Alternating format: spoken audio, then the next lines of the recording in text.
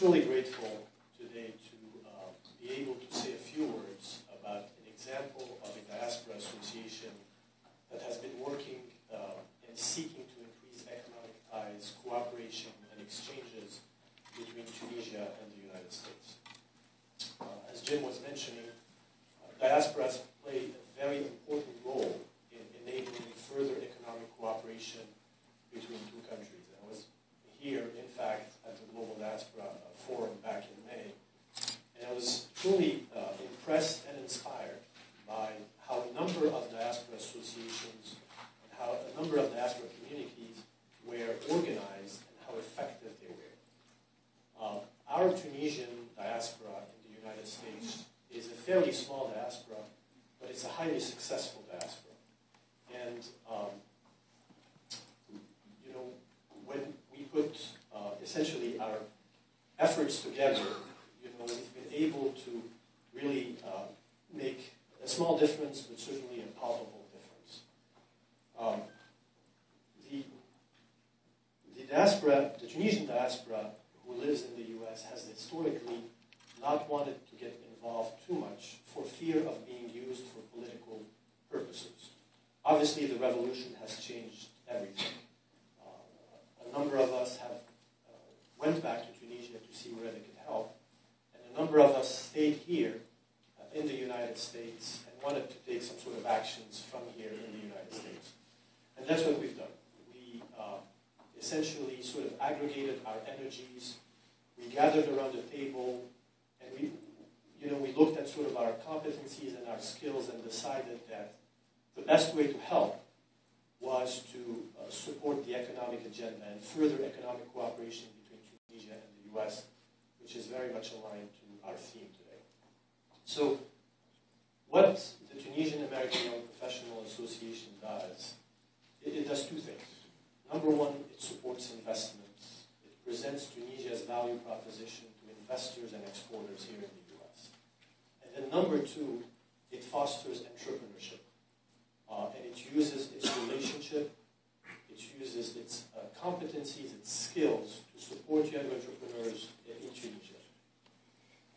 And I think in both investment and entrepreneurship, the diaspora really has a pivotal role to play. Let me address investment first because obviously there's been a heated debate here, and let me perhaps try to address some of the concerns that have been issued. We, as a diaspora association, encourage investors to consider Tunisia's value proposition. But we don't do that through a sales pitch. We do it through a discussion of strengths and opportunities for improvement that Tunisia can benefit from. Because while we want to attract investors to Tunisia, we feel that it's equally important to learn from them and to sort of hear their feedback so that that feedback can be communicated back to the Tunisian government and the Tunisian civil society, for improvements. There's obviously, a number of improvements that need to be made in Tunisia. We all know that there's, it's a long way and a long road, but Tunisia also has a set of things that sets it apart. And that eventually, I think, makes it a wise choice for investment. I think a number of us have talked about Tunisia's strong fundamentals. The most educated nation in the Arab world and in Africa, the largest pool of scientists and engineers in Africa, and the seventh in the world. Tunisia has certainly modern infrastructure. It has strong institutions that allowed the country to operate before and after the revolution. Tunisia also has a set of incentives that are fairly interesting. And also, the U.S. government is now supporting as well investors. The role of women is also a strong fundamental of Tunisia. They have played a tremendous role in supporting economic growth,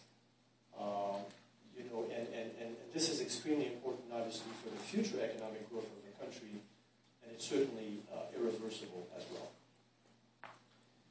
But in addition to these fundamentals, what I'd like to discuss are basically 3 points that I think we all have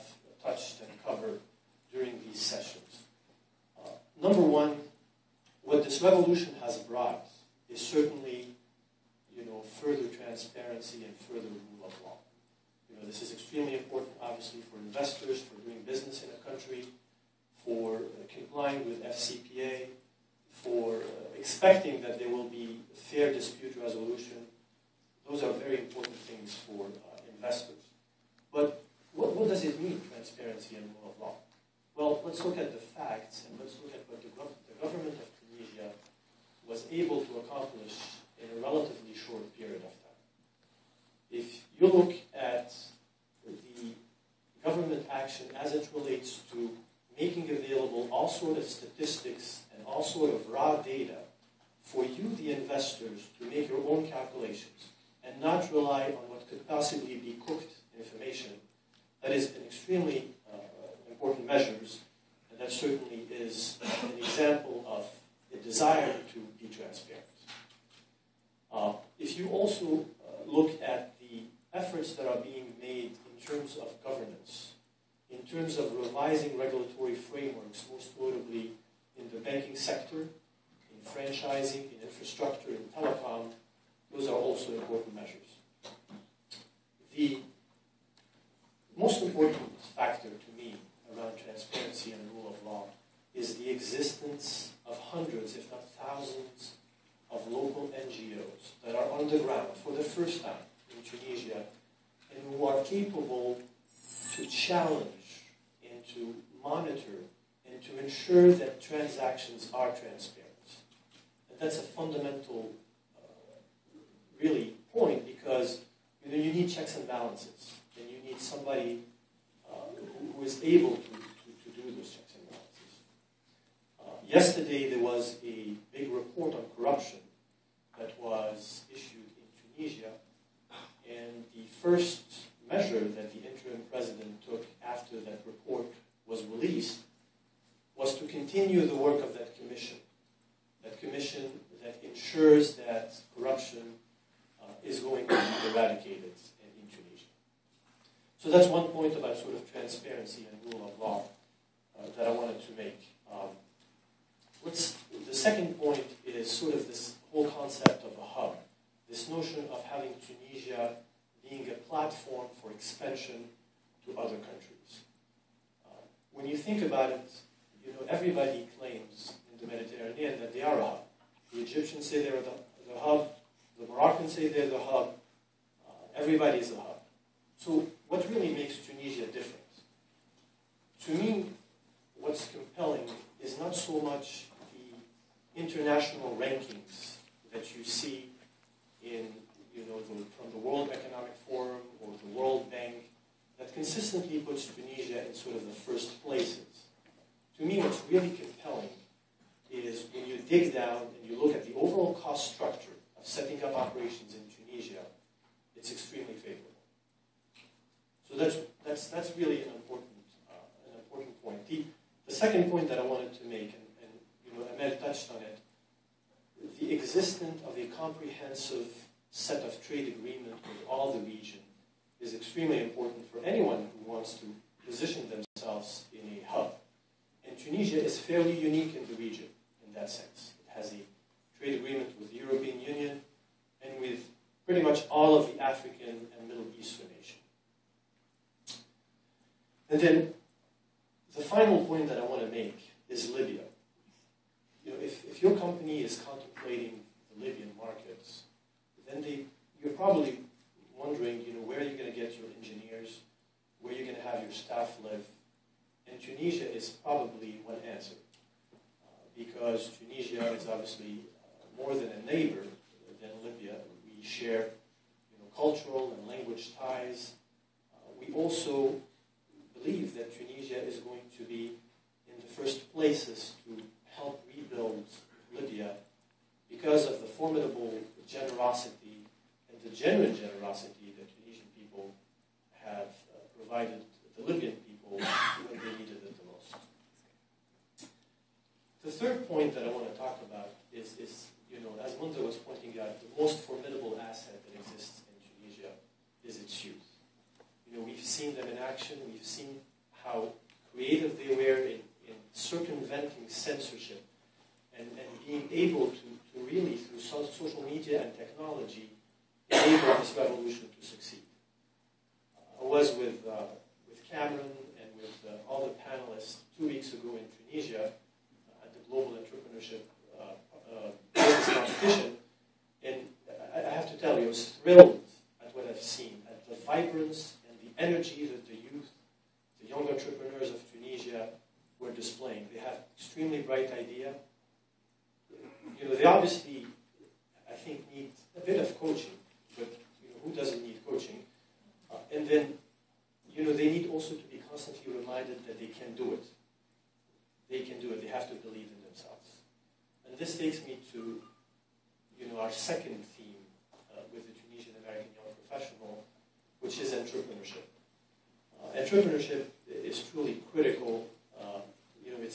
It's a rather crowded field these days in Tunisia, but for good reasons, obviously. There's so much that Tunisia can learn from the U.S. in terms of entrepreneurship. This is a country of innovation, a country of entrepreneurship, and we're very much welcome all of this help. But here's where, in my sense, the diaspora community can help in entrepreneurship. We have diaspora engineers here who are used to research and development, who manipulate research tools, who are used to the patenting process, and that could be very, very helpful to our young entrepreneurs. We also have diaspora business people who have launched their businesses, who may have failed, who have assembled a set of best practices and lessons learned, who know what life skills and soft skills are necessary for success, and that could be extremely helpful as well. The most fundamental point in my mind where the diaspora can help entrepreneurs in Tunisia is the network. The network both in the US and in Tunisia. That's what our young entrepreneurs are lacking as well. They're lacking network. They're lacking sort of that ability to talk to the right people. And, I'm very pleased today to announce to you that our Tunisian American Young Professional Association has partnered with another diaspora group, Tunisian Diaspora Group, the North American Tunisian Engineer Group, TAYP, to launch a series of entrepreneurship days this summer in Tunisia. And we're looking forward to working with GEP and the State Department and other partners to make that successful.